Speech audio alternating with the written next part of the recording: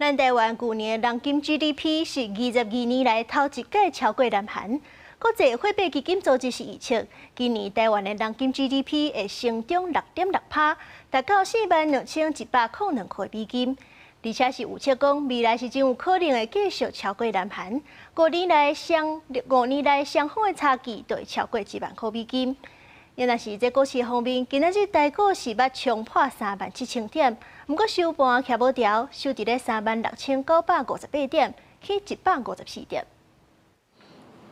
台湾人均 GDP 正在快速成长。根据国际货币基金组织 IMF 预测，台湾今年人均 GDP 有希望徛住4万美金大关，搁一摆超过南韩。就是没有感觉到有特大的好处，就证明台湾有钱人比较多吧。我觉得还是部分产业，就科技业还是就是多很多。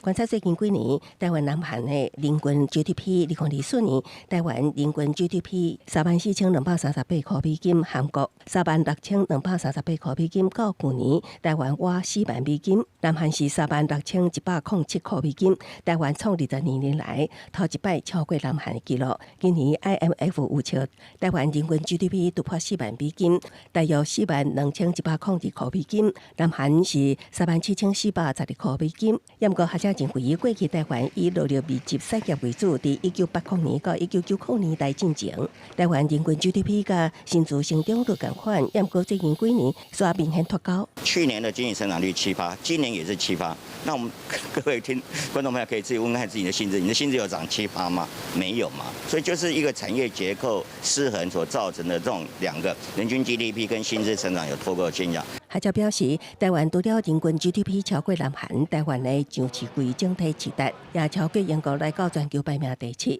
20台股加权指数捌徛上37000点大关，不过起伏收线，收伫36958点，起154点。宽达股台积电以2025块做收半5块。另外，为2018年开始，台湾受益伫国际供应链重组，加上台湾科技制作实力，带动台湾产业出口到美国大大增加。未来台湾人均 GDP 会继续甲南韩扭开差距。台湾在这几年，因为我们的科技制造的实力，那跟美国现在重要的 AI 产业的发展刚好是息息相关，所以就带动整个台湾产业的出口大幅的增加。学者指出，台湾的产业优势，若会当继续研发，无排除未来人均 GDP 成长会继续超过南韩。记者综合报道。